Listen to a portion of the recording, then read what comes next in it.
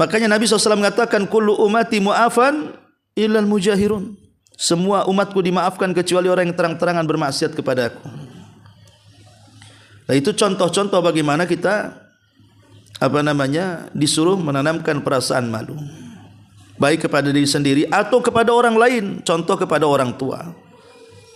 Malu kalau tidak berbakti, malu kalau tidak berbuat baik, malu kalau tidak memberikan kesempatan untuk mengambil pahala sebanyak-banyaknya dengan berbakti kepada mereka.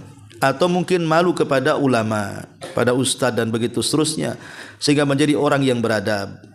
Atau malu kepada tetangga sehingga tidak menyakitinya. Malu kepada orang lain yang jalan, sehingga ibu kira-kira nampak di jalan ada paku, ada beling, ada apa, langsung disisihkannya, takut membahayakan orang. Karena itu bagian daripada malu tuh. Intinya bahwa malu ini membuka semua kebaikan. Orang yang malu tidak mungkin berdusta, orang yang malu tidak mungkin melaknat, orang yang malu tidak mungkin mencaci, orang malu tidak mungkin memaki, orang malu tidak mungkin mengadu domba, orang malu tidak mungkin menghina, dan begitu seterusnya.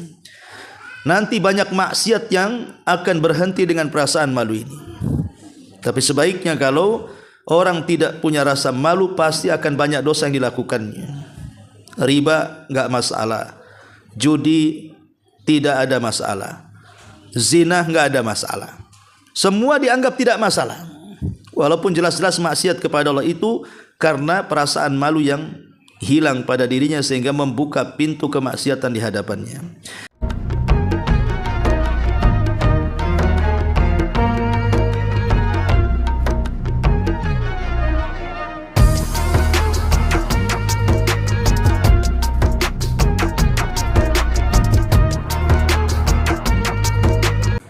Assalamualaikum warahmatullahi wabarakatuh. Alhamdulillah wassalatu wassalamu ala Rasulillah wa ala alihi wa sahbihi wa mawalah wa la hawla wa la quwata illa billahi wa ba'du. Baik, kita lanjutkan kajian kita, masih membahas kitab Al-Jami',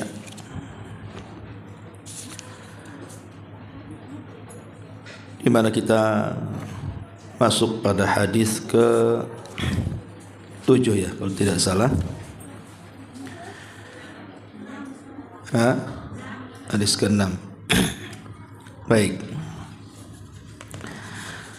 kita baca hadisnya. An Ibni Umar radhiyallahu anhuma qala qala Rasulullah sallallahu alaihi wasallam al-haya'u minal iman. Muttafaqun alaihi. Dari Ibnu Umar radhiyallahu anhuma, dia berkata, Rasulullah sallallahu alaihi wasallam bersabda, rasa malu itu adalah bagian daripada keimanan.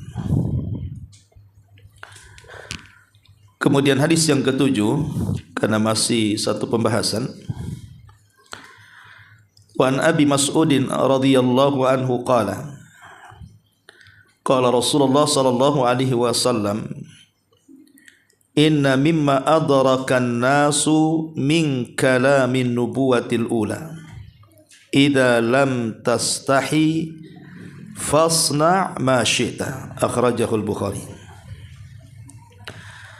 Dari sahabat Abu Mas'ud, dia berkata, Rasulullah sallallahu alaihi wasallam bersabda, sesungguhnya di antara yang didapatkan manusia dari perkataan kenabian yang pertama-tama adalah jika engkau tidak malu, maka silahkan berbuatlah sesukamu.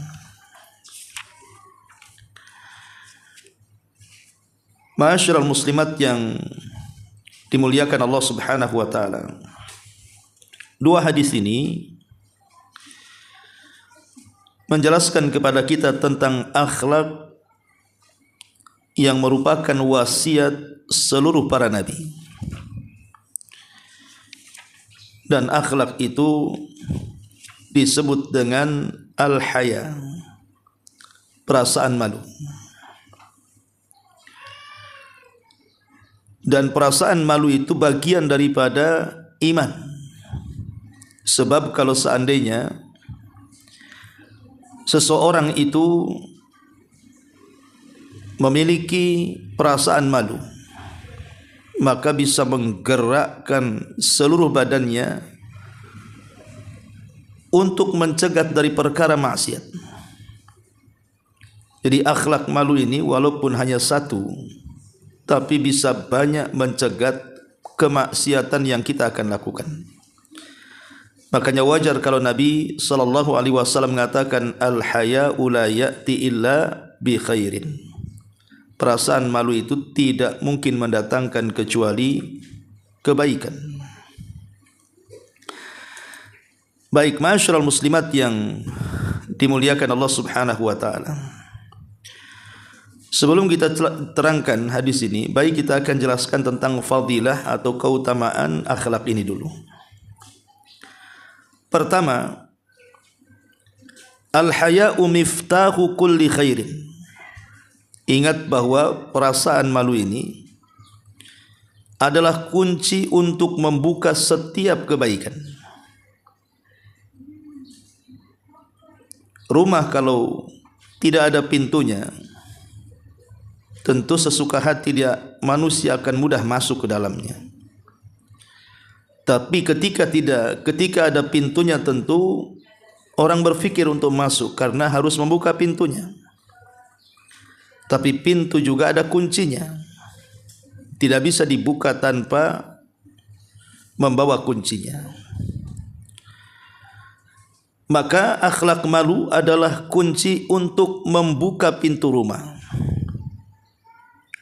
Rumah ini ibarat di dalamnya penuh dengan barang-barang mewah, barang-barang berharga. Sementara kita tidak bisa mengambilnya kecuali harus membuka pintunya, dan pintu tidak bisa dibuka kecuali harus memutar kuncinya. Lah, akhlak malu ini adalah kunci untuk membuka semua kebaikan yang kita bisa ambil. Makanya Nabi SAW mengatakan al-haya'u la ya'ti illa bi khairin. Rasa malu itu tidak mungkin mendatangkan kecuali kebaikan. Ini yang pertama. Yang kedua, al-haya'u mighlaqu likulli syarrin. Perasaan malu ini bisa menutup seluruh keburukan. Dia kunci bagi setiap kebaikan, dia pula penutup seluruh keburukan. Sehingga wajar kalau seandainya akhlak malu ini menjadi wasiat yang menjadi wasiat turun-temurun dari seluruh para nabi. Sejak zaman Ibrahim sampai kenabian Rasul kita Muhammad sallallahu alaihi wasallam, maka akhlak malu itu menjadi wasiat yang turun-temurun. Karena memang di dalamnya bisa mengunci seluruh keburukan. Makanya Nabi sallallahu alaihi wasallam mengatakan inna mimma adrakan nas min kalamin nubuwatil ula. Sesungguhnya dari apa-apa yang didapati manusia dari ucapan para nabi yang pertama, idza lam tastahi fasna ma syi'ta. Kalau engkau tidak memiliki rasa malu, lakukan sekehendakmu. Silahkan bermaksiat kalau engkau tidak punya rasa malu. Artinya maksiat itu dilakukan karena orang yang enggak punya malu. Orang berzina berarti orang itu tidak punya malu. Orang berjudi berarti hilang malunya. Orang minum khamar berarti tak punya malu. Orang yang ghibah, yang memfitnah, yang menzalimi, yang mengadu domba, itu orang tak punya malu. Kenapa demikian? Karena kalau sedikit saja dia punya malu, tidak mungkin maksiat-maksiat itu dilakukan. Karena malu itulah yang mengunci seluruh keburukan. Kenapa kamu tidak ghibah? Ana malu. Malu sama siapa? Sama Allah. Ayolah kita begadang, mabuk. Oh, tidak bisa. Malu. Kenapa malu? Pokoknya malulah. Malu sama siapa? Sama Allah. Melihat saya. Makanya kata ulama, al-haya'u mighlaqu likulli syarr. bahwa malu itu bisa menutup seluruh celah keburukan. Ma'asyiral muslimat yang dimuliakan Allah Subhanahu wa taala. Yang ketiga, al-haya'u miftahu likulli ta'at. Al-haya'u miftahun likulli ta'at. Bahwa perasaan malu ini bisa membuka seluruh ketaatan kepada Allah Subhanahu wa taala. Makanya wajar kalau seandainya malu itu bagian daripada cabang iman. Al-haya'u minal iman, sebagaimana hadis yang kita bahas. Rasa malu itu bagian daripada iman. Iman ini Bu, kalau sudah menghujam di dada setiap muslim, maka iman ini bisa menggerakkan apa saja. Dengan iman ini pasti orang akan semangat ibadah, walaupun harus di depannya melawan rintangan. Malam dingin-dingin tetap bangun tahajud. Hujan lebat-lebat tetap saja dia melakukan tahajud. Walaupun dia harus menahan kantuk, karena yang menggerakkan keimanannya. Jadi iman ini kalau sudah menghujam itu menggerakkan dari kepala sampai kaki. Mata akan memandang ke yang dihalalkan, telinga akan mendengar ke yang dibolehkan, otak berpikir positif, dan begitu seterusnya. Kaki dilangkahkan fi sabilillah. Iman ini bisa menggerakkan. Lah malu ini bagian daripada iman yang menggerakkan ketaatan itu. Makanya para ulama, al-haya'u miftahun likulli ta'at. Bahwa perasaan malu ini kunci untuk membuka semua ketaatan. Kemudian yang keempat, al-haya'u miftahun limahabbatillahi azza wa jalla. Dan perasaan malu ini juga adalah kunci untuk meraih kecintaan Allah Subhanahu wa taala kepada kita. Ingat, Allah ini sangat mencintai orang yang memiliki perasaan malu. Makanya dalam hadis yang disahihkan oleh Syekh Albani, Nabi SAW mengatakan, wa yuhibbul hayyiyal afifa al muta'affifa. Allah itu sangat mencintai al-hayy, sifat malu. Dari sini kita tahu bahwa perasaan malu itu mengundang cintanya Allah Subhanahu wa taala kepada kita. Dan ingat, kalau Allah sudah cinta dengan kita, pasti dia akan mengajak Jibril untuk cinta juga. Kemudian Jibril akan mengajak seluruh malaikat cinta kepada kita. Dan kalau seluruh malaikat sudah cinta dengan kita, Allah akan tanamkan sifat cinta ini kepada penduduk bumi. Jadi jangan remehkan perasaan malu ini, karena bisa mengundang kecintaan Allah Subhanahu wa taala kepada kita. Kemudian yang kelima, al-haya'u min mafatihi az-zinati wal baha. Malu ini termasuk kunci-kunci untuk menghiasi diri. Kalau zahir, ibu bisa menghias dengan perhiasan di leher, di tangan, di kaki, di jari, dengan kalung, gelang dan cincin emas dan berlian. Atau dengan baju-baju yang sangat indah, yang bermerek, yang branded dan begitu seterusnya. Atau dengan tas dan yang semacamnya, sandal dan pakaian yang dipakainya. Kita bisa menjadikan itu semua alat untuk supaya lahiriah kita nampak megah, nampak cantik, elegan dan yang semacamnya. Itu kalau yang tampak.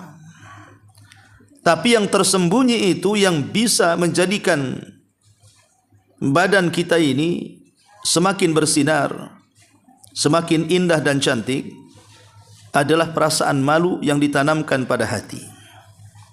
Coba bayangkan kalau kita gabungkan perasaan malu dengan perhiasan yang menempel di badan. Tentu alangkah anggun dan indahnya orang itu. Makanya Nabi SAW mengatakan, wa ma kana al-haya'u fi syai'in illa zana. tidaklah perasaan malu itu menempel pada sesuatu kecuali akan menghiasinya. Tidaklah perasaan malu itu kalau menempel pada sesuatu pasti akan menghiasinya. Bayangkan saja Bu, ibu ini sudah cantik, kemudian pakaiannya juga sopan, tapi juga tidak mengurangi elegan. Ditambah-tambah ibu juga punya akhlak malu. Tutur katanya tidak sembarang ditata dengan rapi. Perbuatannya juga tidak sembarang digerakkan kecuali ada maslahatnya. Pandangannya juga tidak menatap sepandang-pandangnya. Tidak jelalatan ke sana kemari. Tentu orang memandang ibu ini pasti ada aura orang baik kan Bu. Tapi sebaliknya Bu, ibu sudah maaf kan, ya tak cantik tak jelek lah, tengah-tengah. Ya. Oke lah pakaiannya bagus, tapi tidak punya malu Bu. Tak punya malu sama sekali, ngomong asal ngomong, tak pernah diambil mufradat terbaik. Masuk rumah tidak ada kesopanannya, mengeluarkan kata-kata kotor. Mungkin orang enggak simpati Bu, ini orang enggak bagus ini orang ini. Kalau masih cantik masih mendingan lah ada cantiknya. Dia cantik kotor pula hatinya. Ini kuadrat jeleknya ini. Ya. Jadi perasaan malu ini dia bisa menghiasi lebih indah lagi. Ibu sudah indah ditambah malu lebih indah lagi. Makanya Rasul mengatakan wa ma kana al-haya'u fi syai'in illa zana. Tidaklah perasaan malu itu kalau sudah menempel pada diri ibu kecuali akan lebih menghiasi ibu, lebih cantik lagi. Ma'asyiral muslimat yang dimuliakan Allah Azza wa Jalla. Kemudian yang keenam, al-haya'u min mafatihil jannah. Perasaan malu ini termasuk kunci daripada kunci-kunci sorga. Rasul mengatakan al-haya'u minal iman wal imanu fil jannati. Perasaan malu itu bagian daripada iman dan iman sendiri ada di sorga. Perasaan malu bagian daripada iman dan iman sendiri ada di sorga. Dari sini kita tahu bahwa malu ini bisa mengantarkan kita ke dalam sorga. Ma'asyiral muslimat yang dimuliakan Allah Subhanahu wa taala. Sebagian para ulama salaf, mereka mengatakan di antaranya perkataan Fudail ibn Iyad rahimahullahu taala, khamsu alamatin minas saqwati. Ada 5 tanda kalau dimiliki seseorang pasti celaka. Kata Fudail ibn Iyad rahimahullahu taala, ada 5 alamat kalau ada pada diri ibu maka ibu pasti celaka. Apa 5 alamat itu? Kata beliau, al-qaswatu fil qalbi wa jumudul aini wa qillatul haya'i war ragbatu fid dunya wa tulul amali. Al-qaswatu fil qalbi wa jumudul aini wa qillatul haya'i war ragbatu fid dunya wa tulul amali. Kata Fudail ibn Iyad rahimahullahu taala, ada 5 tanda kalau terdapat pada seseorang, yakin orang itu pasti celaka. Pertama, al-qaswatu fil qalbi, keras hatinya. Orang yang keras hati itu pasti akan binasa. Ada saja nanti yang akan datang mencelakainya. Yang kedua, wajumudul aidi, susah menangis, susah sekali untuk meneteskan air mata itu. Kemudian yang ketiga, waqillatul haya'i, sedikitnya rasa malu. Karena kalau orang tidak memiliki rasa malu, pasti akan mudah melakukan maksiat. Kemudian yang keempat, warragbatu fid dunya, terlampau cinta dunia. Dan yang terakhir tulul amali, panjang angan-angannya. Ini kata Fudail bin Iyad, 5 perkara ini bisa mencelakakan kita. Keras hatinya, matanya susah meneteskan air mata, sedikitnya rasa malu, terlampau cinta dengan dunia, tinggi dan panjang pula angan-angannya. Lah kata Fudail bin Iyad, salah satunya beliau mengatakan apa? Qillatul haya, sedikitnya malu. Ini bisa menjadi alamat-alamat dari alamat-alamat kecelakaan. Kemudian berkata Yahya ibn Mu'ad rahimahullahu ta'ala, man istahya minallah muti'an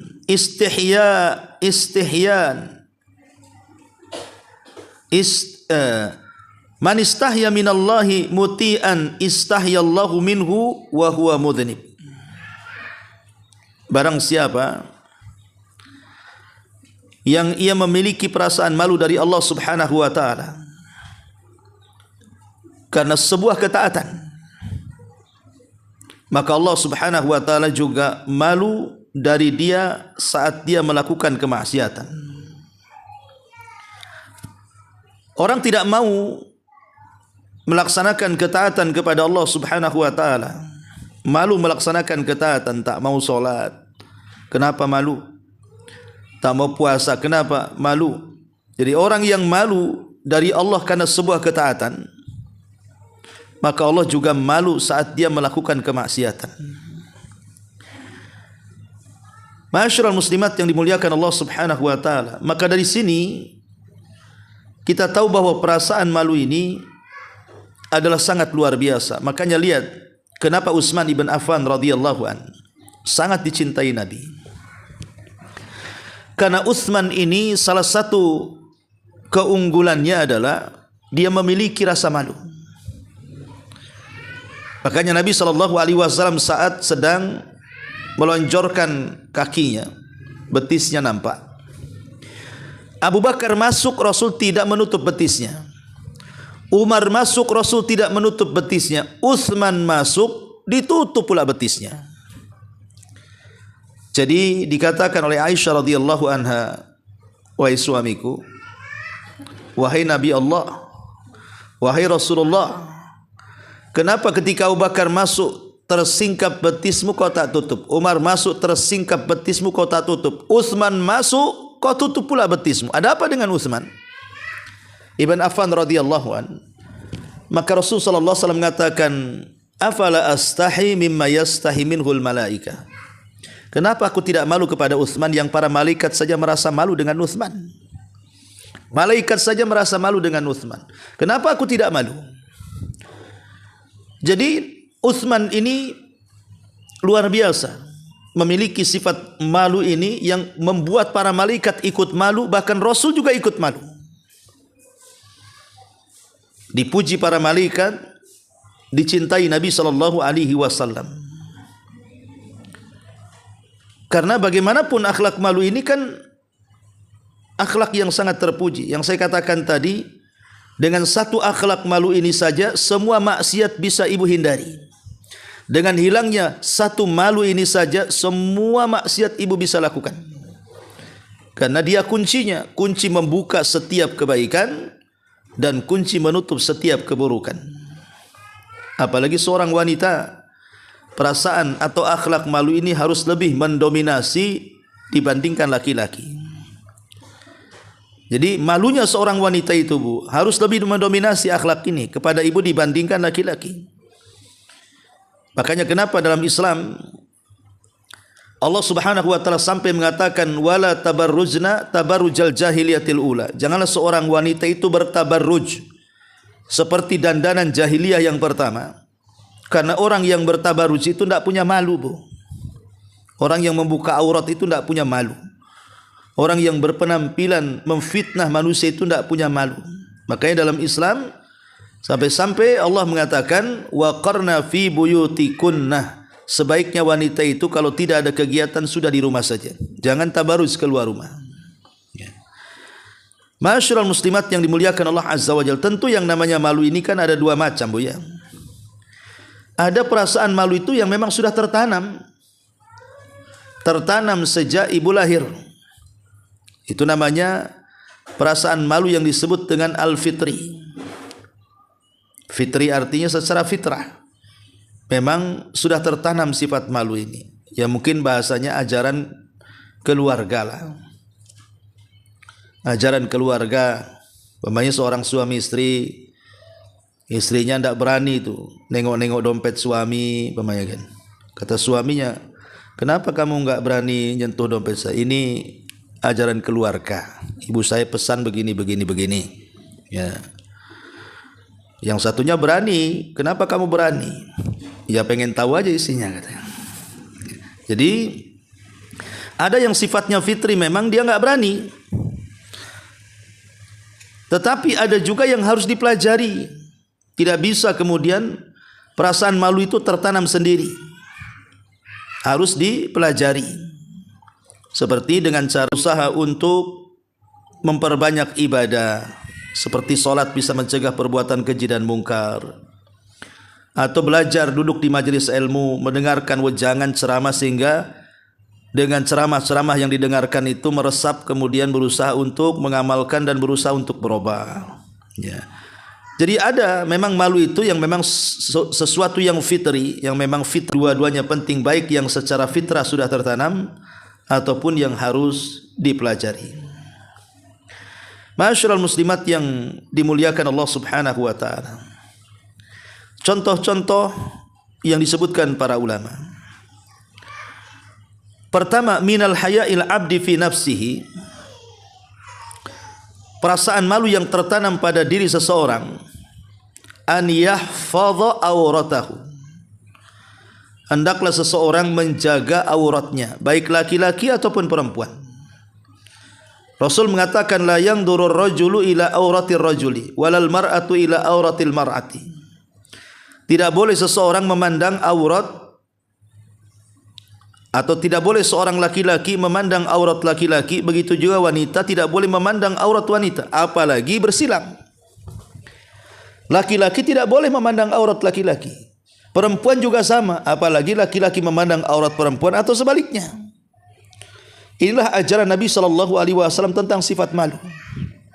Kalau orang memiliki rasa malu, jangan memandang aurat baik sesama jenis ataupun lawan jenis, karena itu bagian daripada tidak punya rasa malu. Kemudian juga contoh yang lain daripada akhlak malu ini, ketika seseorang berada di sebuah majelis, seperti sekarang lah ibu sedang bermajelis ilmu kan, an yatakallama bil khairi aw liyasmut. Kalau ibu bisa berkomunikasi dengan baik dan bisa mengeluarkan kata-kata yang sopan, yang indah, yang sedap didengar, lakukan. Kalau tidak, liyasmut, sebaiknya diam. Karena Rasul mengatakan, man kana yu'minu billahi wal yaumil akhir falyakul khairan aw liyasmut. Barang siapa yang merasa beriman kepada Allah dan hari akhir, ucapkan ucapan yang baik, atau kalau tidak bisa diam. Jadi orang yang mengeluarkan kata-kata yang tidak baik dan tidak bisa mengerem lisannya, tak memandang bulu siapa yang di depannya, mau tersinggung atau dia dengan ucapannya, itu orang enggak punya malu tuh. Karena kalau orang enggak punya malu, pasti dia akan menjaga perasaan orang. Tentu dia akan memilih mufradat dan kosakata yang terbaik yang dia akan ucapkan. Ini juga di antara contohnya. Ya. Atau contoh yang lainnya, orang yang punya malu tidak mungkin kemudian bermaksiat terang-terangan kan Bu. Makanya lihat bagaimana ketika Allah Subhanahu wa taala mengkisahkan tentang kisah kaum Sodom, kisahnya kaum Lut. Karena sudah hilang urat malunya, karena sudah hilang perasaan malunya pada diri mereka itu, sampai Allah mengatakan fi nadikumul munkar. Kalau melakukan kemungkaran itu terang-terangan Bu. Ada yang mentafsirkan, sebagian ahli tafsir, kaum Sodom itu Bu, kalau lagi kumpul-kumpul, kemudian ada orang yang ingin mengeluarkan kentut, biasanya main ledak saja Bu. Jadi main kentut di hadapan majelis, kemudian nanti tertawa-tawa. Sampai seperti itu, Bu. Ibu jangan suka ledak-ledakan kentut ya, Bu ya, di majelis. Ya. Kalau bisa permisi mau ke belakang, maksudnya ya kalau bisa buang angin di belakang ya buang angin. Tahan suaranya. Jadi sampai kaum Lut itu saking tidak punya malunya seperti itu, di majelis sudah biasa ledak-ledakan kentut itu, Bu. Itu satu penafsiran. Ada juga yang mengatakan fina di kumul mungkar itu maksudnya apa? Berzinah terang-terangan, Bu, melakukan homoseksual di hadapan orang. Mungkin kalau di zaman sekarang kan masih ada malunya lah, berzinah sewa hotel, sewa apa gitu kan. Ini enggak, terang-terangan, naudzubillah. Lah begitulah orang kalau tidak punya rasa malu, Bu, dia terang-terangan maksiat. Makanya Nabi SAW mengatakan kullu ummati mu'afan illal mujahirun. Semua umatku dimaafkan kecuali orang yang terang-terangan bermaksiat kepadaku. Nah itu contoh-contoh bagaimana kita disuruh menanamkan perasaan malu, baik kepada diri sendiri atau kepada orang lain. Contoh kepada orang tua. Malu kalau tidak berbakti, malu kalau tidak berbuat baik, malu kalau tidak memberikan kesempatan untuk mengambil pahala sebanyak-banyaknya dengan berbakti kepada mereka. Atau mungkin malu kepada ulama, pada ustadz dan begitu seterusnya, sehingga menjadi orang yang beradab. Atau malu kepada tetangga sehingga tidak menyakitinya. Malu kepada orang lain yang jalan sehingga ibu kira-kira nampak di jalan ada paku, ada beling, ada apa, langsung disisihkannya, takut membahayakan orang. Karena itu bagian daripada malu tuh. Intinya bahwa malu ini membuka semua kebaikan. Orang yang malu tidak mungkin berdusta, orang yang malu tidak mungkin melaknat, orang yang malu tidak mungkin mencaci, orang malu tidak mungkin memaki, orang malu tidak mungkin mengadu domba, orang malu tidak mungkin menghina, dan begitu seterusnya. Nanti banyak maksiat yang akan berhenti dengan perasaan malu ini. Tapi sebaiknya kalau orang tidak punya rasa malu, pasti akan banyak dosa yang dilakukannya. Riba enggak masalah, judi tidak ada masalah, zina enggak ada masalah. Semua dianggap tidak masalah. Walaupun jelas-jelas maksiat kepada Allah itu karena perasaan malu yang hilang pada dirinya sehingga membuka pintu kemaksiatan di hadapannya. Wallahu alam. Adapun hadis ini, Nabi SAW mengatakan, hadis yang pertama, al-haya'u minal iman, malu adalah bagian daripada iman. Karena ada hadis yang lain yang mengatakan al-imanu bid'un wa sab'una syu'bah. Iman itu 70 ke atas cabang. Lah salah satunya Rasul mengatakan al-haya'u syu'batun minal iman. Perasaan malu itu bagian daripada keimanan. Dan Nabi SAW mengatakan inna min kalamin nubuwatil ula, sesungguhnya dari inna mimma adrakan nas min kalamin nubuwatil ula, sesuatu yang didapati manusia dari kalam kenabian yang pertama. Maksud kenabian yang pertama, ada yang mengatakan maksudnya Nabi Ibrahim alaihi salatu wasalam sampai kepada Nabi Musa. Itu maksudnya kenabian yang pertama. Adapun kenabian yang terakhir dari Musa sampai kepada Isa. Ada juga yang mengatakan maksudnya kenabian yang pertama itu maksudnya sebelum Nabi SAW, dari Isa sampai ke Adam. Adapun yang terakhir adalah Rasul kita Muhammad SAW. Intinya bahwa semua para nabi sejak zaman Adam sampai Rasul kita Muhammad SAW menukilkan perkataan ini sebagai wasiat bagi umatnya masing-masing, bahwa akhlak malu itu adalah wasiat seluruh para nabi. Makanya mereka mengatakan idza lam tastahi fasna ma syi'ta. Kalau kau tidak punya rasa malu, silahkan lakukan sekehendakmu. Silahkan lakukan sekehendakmu. Wallahu alam.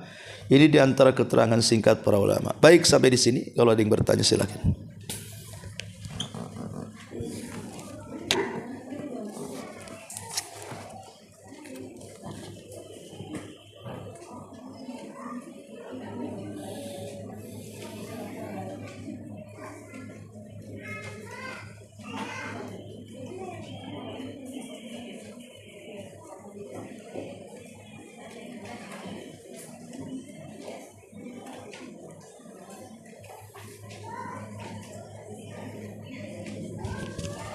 Baik, kalau tidak ada kita tutup. Subhanakallahumma bihamdika asyhadu an la ilaha illa anta astaghfiruka wa atubu ilaik. Allahu